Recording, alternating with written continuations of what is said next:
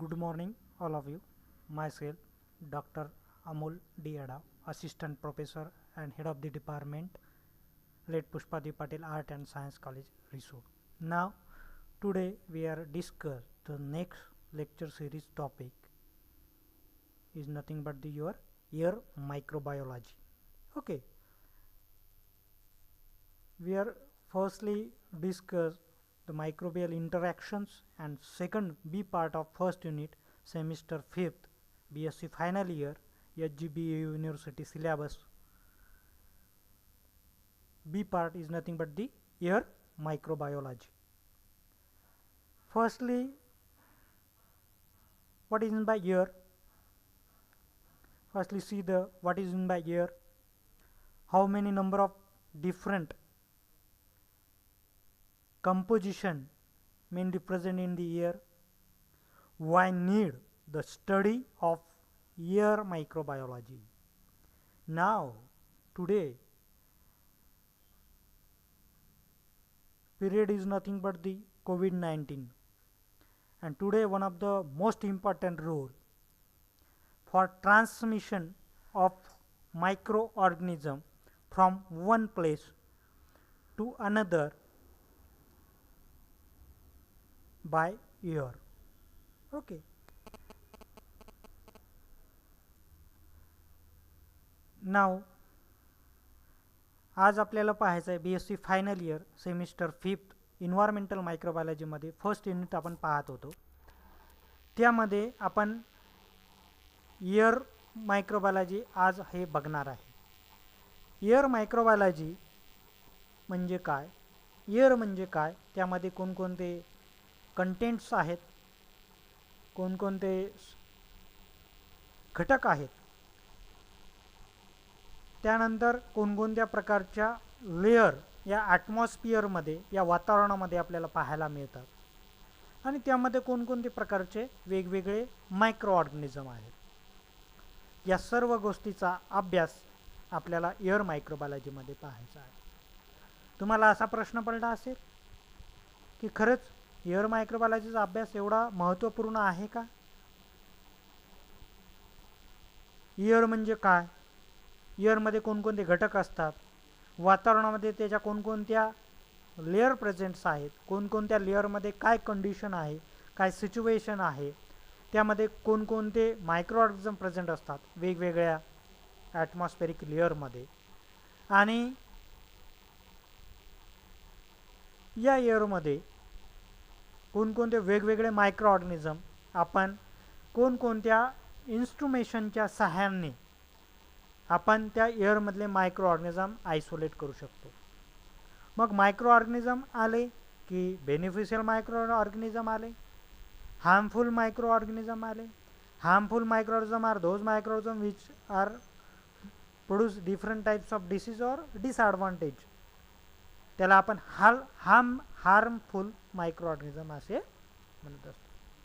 मग या harmful micro ऑर्गॅनिझमच्या एअरमध्ये present असताना त्याचा स्टडी करणे सुद्धा आपल्याला अत्यंत आवश्यक आहे. तर आज आपण पाहणार आहे एअर म्हणजे काय, एअरमध्ये कोणकोणते घटक असतात. आता एअर म्हणजे काय? It is the mixture of permanent gases with variable quantities of water and soil particles. Its gaseous contains vapor pressure. Suspended water are not constant in the composition.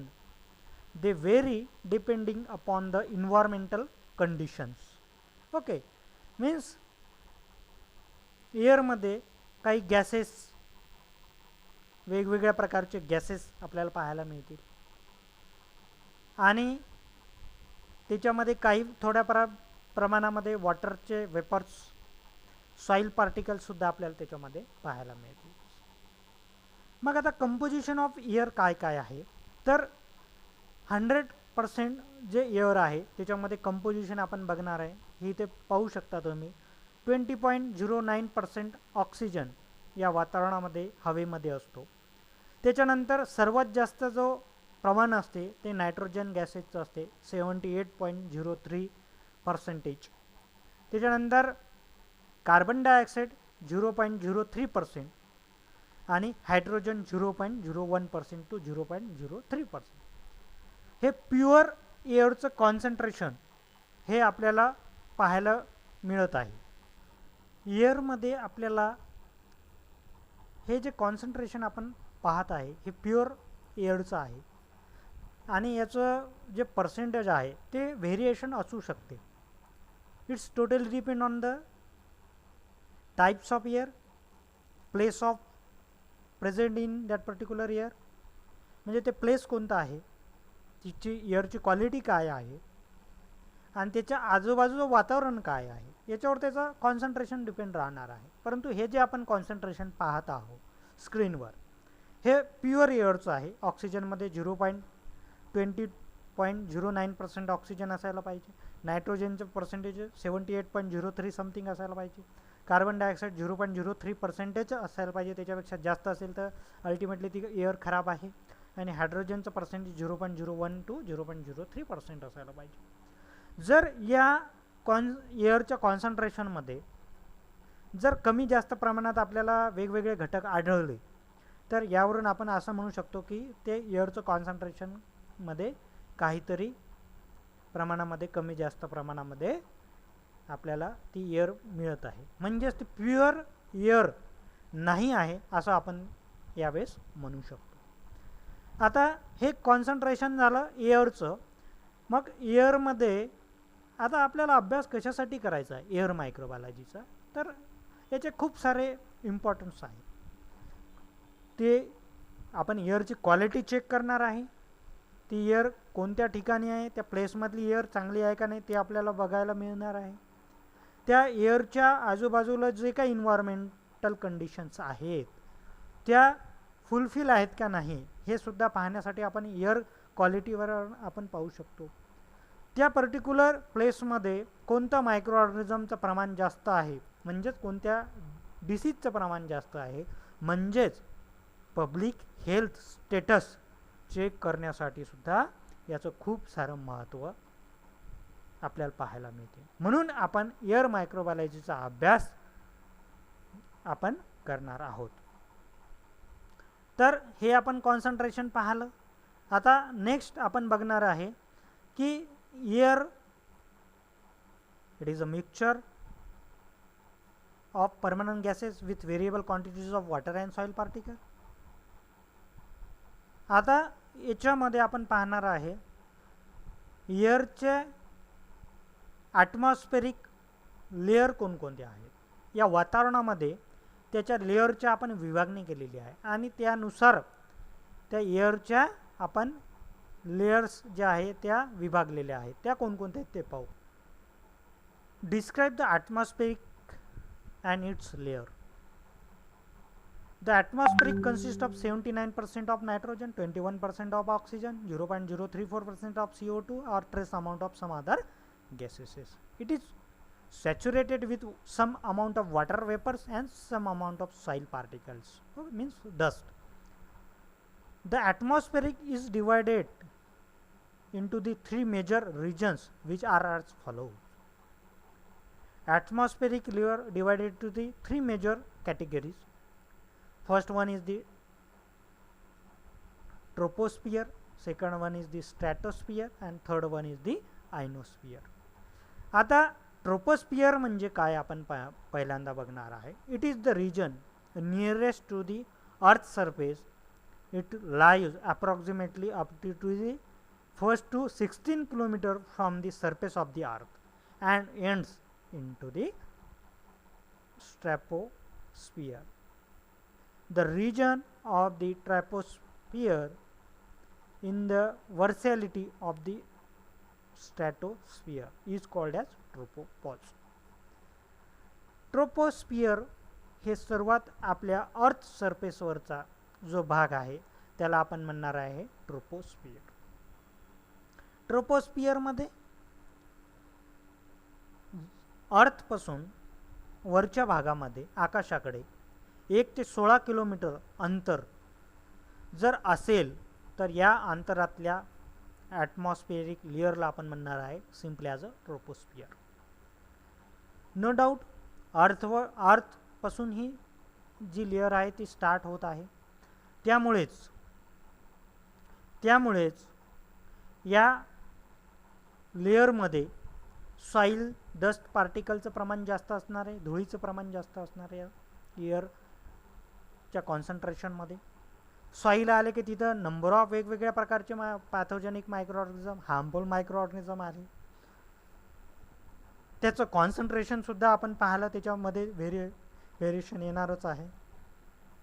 मग troposphere is the layer in which such type of layer in which starting from the earth from 1 kilometer to 16 kilometer away in the atmosphere. Okay, या भागाला आपण म्हणणार आहे अर्थ पासून आकाशाकडे 16 kilometre पर्यंत जो भाग राहतो त्याला आपण सिंपली म्हणणार आहे ट्रोपोस्फियर लेयर. मग ट्रोपोस्फियर लेयरच्या नंतर दुसरी जी स्फियर ॲटमॉस्फेरिक लेयर आहे त्याला आपण म्हणणार आहे स्टॅटोस्फियर. म्हणजे ट्रोपोस्फियरने स्टार्ट होणार आहे. अर्थ सरफेस ट्रोपोस्फियरला आहे 1 ते 16 किलोमीटर. त्याच्यानंतर चालू होणार आहे स्टॅटोस्फियर. आणि ट्रोपोस्फियर आणि स्टॅटोस्फियरला जो भाग वेगळा करतो त्याला आपण म्हणणार आहे ट्रोपोपॉज.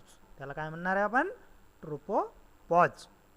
ओके, मग दुसरी जी लेयर आहे त्या लेयरला आपण म्हणणार आहे ॲटमॉस्फेरिक लेयरमध्ये स्टॅटोस्फियर. दुसरी जी ॲटमॉस्फेरिक लेयर आहे त्यांना म्हणणार आहे आपण स्ट्रॅटोस्फियर. पहिली ट्रोपोस्फियर 1 ते 16 किलोमीटर जमिनीपासून तर आकाशाकडे 1 ते 16 किलोमीटर जो अंतर राहतो त्याला आपण म्हणणार आहे ट्रोपोस्फियर लेयर. त्याच्यानंतरची लेयर आहे स्टॅटोस्फियर लेयर.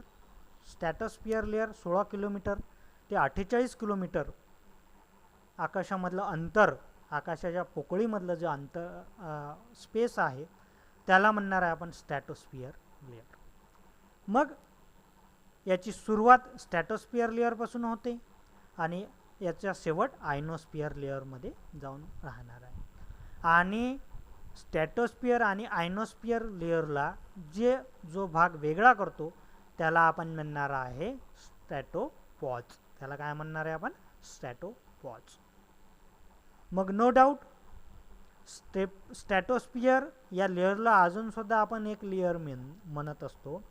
त्याचं नाव आहे ओझोन कॉन्सन्ट्रेशन और ओझोन लेयर. त्यालाच आपण काय म्हणणार आहे? Ozone layer. आता ग्लोबल वॉर्मिंग वाढत आहे, पृथ्वीचं तापमान दिवसेंदिवस वाढत आहे आणि ग्लोबल वॉर्मिंगमुळे पृथ्वीचं तापमान वाढल्यामुळे प्रदूषणामुळे ग्लोबल वॉर्मिंगमुळे ओझोन लेयर जी आहे ती ओझोन लेयर दिवसेंदिवस त्याला होल क्रिएट होत आहे. त्यामुळे जो सूर्यप्रकाशाचे UV रेडिएशन आहे ते डायरेक्टली ट्रान्सफर होत आहे स्टॅटोस्फियर लेयरमध्ये. स्टॅटोस्फियर लेयरमध्ये आपण सर्वजण राहतो. 1 ते 16 किलोमीटरचं अंतर पृथ्वीपासून आकाशाकडलं त्याला आपण स्टॅटोस्फियर लेयर म्हटलेलं आहे. त्या लेयरमध्ये नो डाऊट सॉईल पार्टिकल आहे, वॉटर वेपर आहे, वेगवेगळ्या प्रकारचे मायक्रो ऑर्गॅनिझम आहे, वेगवेगळ्या प्रकारचे ॲनिमल आहे, ह्युमन बिईंग आहे. ह्या सर्व गोष्टी तिथे जास्त पाहायला मिळतात, तिथेच असतात. म्हणून त्याच्यामध्ये ती एअर क्वालिटी चांगली असणं आवश्यक आहे. परंतु दुसरी जी लेअर आहे 16 किलोमीटर ते 48 किलोमीटर आकाशामधली त्याला आपण स्टॅटोस्फियर लेअर म्हणणार आहे. आणि 48 किलोमीटरच्या वरची जी लेअर आहे त्याला सिम्पली आपण म्हणणार आहे आकाशामधली आयनोस्फियर लेअर. पृथ्वीपासून 48 किलोमीटर अंतरावरचा नंतरचा जो भाग येतो त्याला आपण म्हणणार आहे आयनोस्फियर ॲटमॉस्फेरिक लेअर. पृथ्वीपासून 16 किलोमीटर ते 48 किलोमीटरचा जो भाग आहे आकाशामधला त्याला आपण म्हणणार आहे स्टॅटोस्फियर लेअर.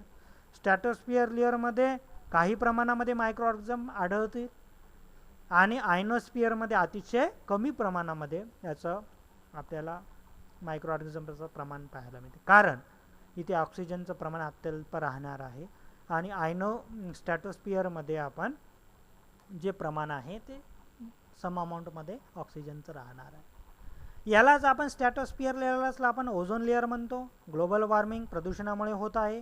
ग्लोबल वॉर्मिंग झाल्यामुळे ओझोन लेअर खराब होत आहे, ओझोन लेअरला होल क्रिएट होत आहे, छद्र पडत आहेत आणि त्याच्यामुळे जे सूर्याची तीव्र किरणं UV रेडिएशन आहे ते स्टॅटोस्फिअरमध्ये जिथे सर्व प्रकारचे ॲनिमल्स, मायक्रो ऑर्गॅनिझम्स, ह्युमन बिंग्स राहतात त्यावर ते प्रकाशित होतं.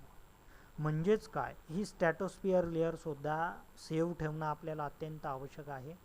आणि याच्यामधला जो मायक्रो ऑर्गॅनिझम्स आहे, याच्यामधलं जे वातावरण आहे ते अत्यंत चांगलं राहणं आवश्यक आहे. आणि त्यासाठीच ही स्टॅटोस्फिअर लेअरचा अभ्यास करणंसुद्धा महत्त्वाचं आहे. पहिली आपण पाहिलं ट्रोपोस्फिअर, दुसरी आहे स्टॅटोस्फिअर, तिसरी आहे आयनोस्फिअर. स्टॅटोस्फिअर जी आहे ती 1 ते 16 किलोमीटर अंतर, ट्रोपोस्फिअर जी आहे ते 1 ते 16 किलोमीटर अंतर, दुसरी स्टॅटोस्फिअर जे आहे ते 16 ते 48 किलोमीटर अंतर पृथ्वीपासून, आणि 48 किलोमीटरचा नंतरचा जो स्पेस आहे त्याला आपण सिम्पली आपण काय म्हणा आयनोस्फिअर. मग स्ट्रॅटोस्फिअर आणि ट्रोपोस्फिअर या भागामधला जो भाग वेगळा करतो त्याला आपण म्हणणार आहे ट्रोपोपॉज.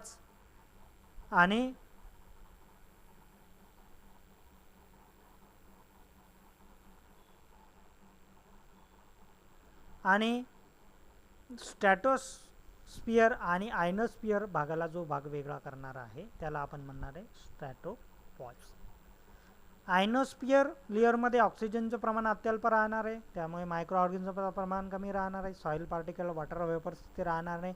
UV रेडिएशन असते त्या वातावरणामध्ये, टेम्परेचर हाय असणार आहे, मायक्रो ऑर्गॅनिझम्स तिथे राहणारच नाही, लिव्हिंग फॉर्मसुद्धा राहणार नाही. आणि असा जो भाग आहे त्याला आपण म्हणणार आहे simply as a ionosphere atmospheric layer. 3 लेअरचं आपण बघत आहे. एअर 3 विभागात, ॲटमॉस्फेरिक लेअर 3 विभागात आपण डिवाइड केले. स्टॅटोस्फिअर, ट्रोपोस्फिअर आणि आयनोस्फिअर. ट्रोपोस्फिअर 1 ते 16 किलोमीटर अंतर पृथ्वीपासून, 16 किलोमीटर नंतरचे अंतर 16 ते 48 किलोमीटर जे अंतर आहे पृथ्वीपासून त्याला आपण म्हणणार आहे स्टॅटोस्फिअर. आणि 48 किलोमीटरच्या नंतरचं पृथ्वीपासूनचं आकाशामधलं जे स्पेस आहे त्याला म्हणणार आहे सिम्पली ॲज अ आयनोस्फिअर. आयनोस्फिअरमध्ये UV रेडिएशन राहणार आहे, हाय टेम्परेचर राहणार आहे, मायक्रो ऑर्गॅनिझमचं प्रमाण कमी राहणार आहे, न्यूट्रिशन तिथे मायक्रो ऑर्गॅनिझमला मिळणार नाही, त्याच्यामुळे सिम्पली लिव्हिंग फॉर्म तिथे राहणार नाही. स्टॅटोस्फिअरमध्ये थोड्याफार प्रमाणात लिव्हिंग फॉर्म्स सर्वाईव्ह राहतील, ऑक्सिजनचं प्रमाण कमीच राहणार आहे as compared to the troposphere layer. Troposphere लेअरमध्ये न्यूट्रिशन जास्त आहे, वॉटर्स आहे, सॉइल्स आहे, मायक्रो ऑर्गॅनिझमचं प्रमाण आहे. आपण सर्व ठिकाणी राहतो ती ट्रोपोस्फिअर लेअर आहे. त्याच्यामध्ये लिव्हिंग फॉर्म जास्त आहे, कारण ऑक्सिजन, न्यूट्रिशन, सॉइल, वॉटर्स हे सर्व ठिकाणी या ठिकाणी तुम्हाला पाहायला मिळतं. म्हणून ट्रोपोस्फिअरमध्ये जास्तीत जास्त लिव्हिंग फॉर्म राहतात. ट्रोपोस्फिअर आणि स्टॅटोस्फिअर लेअरला ट्रोपोपॉज हा भाग वेगळा करतो. स्टॅटोपॉज आणि स्टॅटोस्फिअर आणि आयनोस्फिअर या लेअरला ॲटमॉस्फेरिक लेअरला आपण स्टॅटोपॉज हा भाग आपल्याला वेगळा करत असतो. तर हे सर्वच्या सर्व तिन्ही लेअर आज आपण पाहिलं. एअर म्हणजे काय, एअरचं कंपोजिशन काय आहे, त्याच्यामध्ये कोणकोणते घटक असतात, व्हेरिएशन काय, त्याचा इम्पॉर्टन्स काय आहे, आणि ॲटमॉस्फेरिक लेअरचे प्रकार किती आहेत. आता तुम्हाला असा प्रश्न पडला असेल की कोणकोणते फॅक्टर्स आहेत की त्या फॅक्टर्समुळे या पर्टिक्युलर ॲटमॉस्फेरिक लेअरमध्ये मायक्रो ऑर्गॅनिझमचं प्रमाण कमी जास्त प्रमाणामध्ये होत असते. तर introduction of microorganism in the air, then survival of microorganism in the air, factors responsible for which types of microorganism present in the air. No doubt COVID-19 तुम्हाला असा प्रश्न पडला असेल. मायक्रोबायोलॉजीमध्ये हा खूप पूर्वीचा अभ्यासक्रम एअर मायक्रोबायोलॉजीचा आपल्या अभ्यासामध्ये, आपल्या सिलेबसमध्ये दिलेला आहे. त्याचं खूप सारं महत्त्व या वातावरणाच्या अभ्यासामध्ये, एअरच्या अभ्यासामध्ये एअर मायक्रोबायोलॉजीचा आहे. मग एअर म्हणजे काय, त्याच्यामध्ये कोणकोणते घटक असतात, म्हणजे कंपोजिशन ऑफ एअर काय आहे, त्याच्या ॲटमॉस्फेरिक लेअर त्याच्या कोणकोणत्या भागामध्ये आपण डिवाइड केलेल्या आहेत, आणि त्याचं इम्पॉर्टन्स काय आहे मी आत्ताच सांगितलं की मायक्रो ऑर्गॅनिझम एअरमध्ये प्रेझेंट राहतात, ते इझिली ट्रान्सफर होतात. मग हार्मफुल मायक्रो ऑर्गॅनिझम असेल तर डिसीजसुद्धा ट्रान्सफर होणार, आणि डिसीज ट्रान्सफर होत असेल तर हेल्थ पब्लिकेशन डिस्ट्रीब्युशनसाठी, हेल्थ स्टेटस मेंटेन ठेवण्यासाठी एअर मायक्रोबायोलॉजीचा, त्या हवेचा अभ्यास करणंसुद्धा तेवढंच महत्त्वाचं आहे. मग introduction of microorganism in the air, survival of microorganism in the air, types of microorganism in the air, and which instrumentation means which types of instrumentation analysis of air, हे सुद्धा तेवढंच महत्त्वाचं आहे. तर पुढच्या लेक्चरमध्ये आपण पाहणार आहे की survival of microorganism in the air. Okay, आता survival of microorganism in the air मध्ये तुम्हाला फॅक्टर्स कोणकोणते रिस्पॉन्सिबल आहे त्या पर्टिक्युलर ॲटमॉस्फेरिक लेअरमध्ये मायक्रोऑर्गॅनिझम प्रेझेंट राहणार. मग पहिला जो फॅक्टर्स आहे ते आहे ह्युमिडिटी. ह्युमिडिटी म्हणजे water vapour. No doubt some amount of microorganism present in the water and some amount of microorganism required for the growth of some amount of water. Sunlight, next factor is the sunlight. Some microorganisms are photosynthetic, phototropic microorganisms which also require for the sunlight for their growth. For example, BGA, algae, or some phototropic microorganism or photosynthetic microorganism. Means responsible for the major role for the sunlight for their survival in the growth. Next factors is the temperature. This is the one of the most important factors responsible for the growth of microorganism or present microorganism in the air. Means no doubt stratosphere, troposphere and ionosphere. There are three different types of layer present in the air. Troposphere, higher amount of microorganism present in their layer because higher amount of nutrition, higher amount of these particular factors favorable for the growth of microorganism. This reason higher amount of microorganism present in the first layer, troposphere. Then second layer is nothing but the stratosphere layer. Stratosphere layer 16 to 18 kilo. Ozone layer, ozone concentration present in that particular layer. No doubt some amount of oxygen is trace, some amount of this factor also minimum amount present in that particular layer. This is the reason behind microorganism present in that particular layer also very few amount. And third atmospheric layer is nothing but the ionosphere layer. Ionosphere layer, it consists of trace amount of or not any type of living forms in that particular layer because higher amount of temperature in that particular region, UV radiation, higher amount of region, more than 100 degrees Celsius temperature present in that particular ionosphere atmospheric layer. This is the reason behind the temperature is high, there is no living forms present in that particular ionosphere layer. Means and size of dust particle, this is the some amount, this particular factor is the totally different as compared to this one. Humidity, water vapors, sunlight and temperature in that particular layer is the different types of microorganism present in that particular atmospheric layer.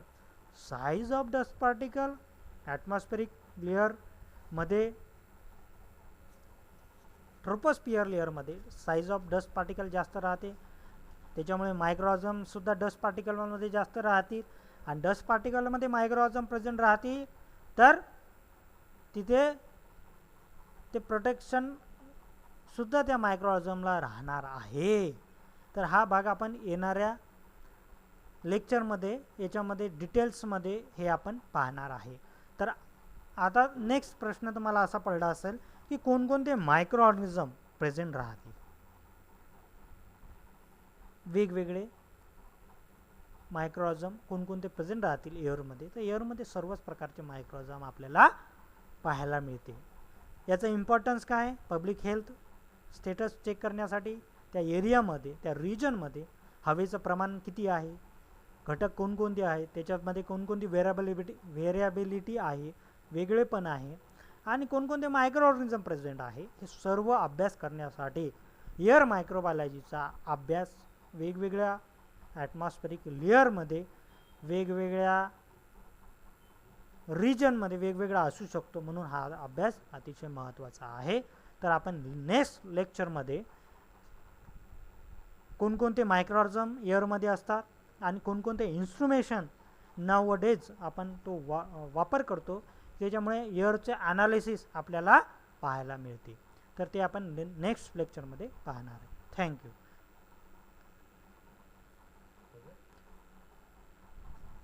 या video लेक्चरच्या माध्यमातून मी स्वर्गीय पुष्पादेवी पाटील कला व विज्ञान महाविद्यालय रिसोडच्या BSc final इयरच्या सर्व विद्यार्थ्यांना विनंती करेन की आम्ही हे सर्व व्हिडिओ लेक्चर सिरीज आपल्या ग्रामीण भागातल्या विद्यार्थ्यांसाठी होतकरू विद्यार्थ्यांसाठी आम्ही हा संपूर्ण सिलेबस आमच्या पद्धतीने आम्ही ऑनलाईन व्हिडिओ लेक्चर सिरीजच्या माध्यमातून तुमच्यापर्यंत घेऊन येत आहोत.